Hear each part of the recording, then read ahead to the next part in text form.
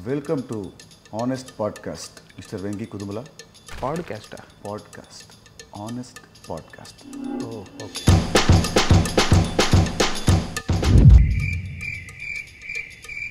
Okay.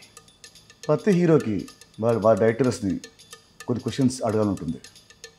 So దాని answers ఇప్పుడు నువ్వు నాకు ఆనెస్ట్గా చెప్పాలి. అసలు ఆనెస్ట్లో నాకంటే ఆనెస్ట్ ఎవరు ఉంటారన్నా, అది మీతో. Very good. So shall I start the game? Yes. చాలా ఫైట్లలో హీరో ముందున్న ఫైటర్స్ని కొడుతూ ఉంటే వెనకాల ఫైటర్స్ అలాగే చూస్తూ ఉంటారు.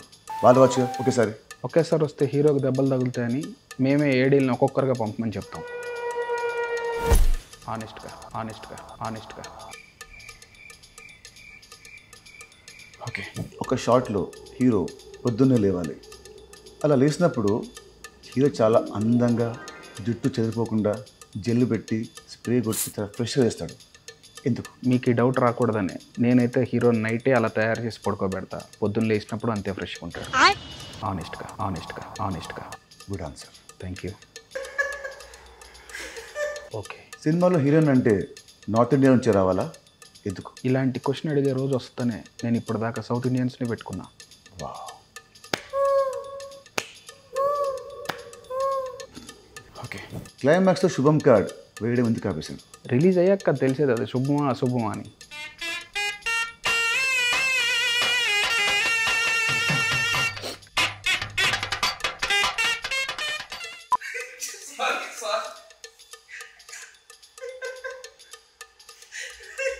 ఒక మార్కెట్లో అవుతుంది, ఒక మాస్ సాంగ్ షూట్ అవుతుంది. హీరో వస్తాడు, సడన్గా స్టెప్స్ ఇస్తాడు.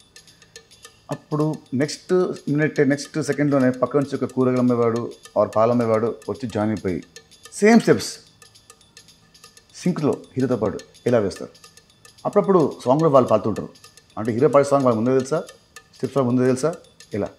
ఆ కూరగాయలు అమ్మేవాడికి పాలు అమ్మేవాడికి డ్యాన్స్ వచ్చనే విషయం తెలిసే నేను ఆ మార్కెట్లో సాంగ్ షూట్ పెడతా. ఓకే. అసలు ఈ పాడ్కాస్ట్ దేనికోసం? మన రాబిన్ హుడ్ కోసం. మరి సినిమా ఎప్పుడు release? From March 28th, 2025. Yes. Honestly.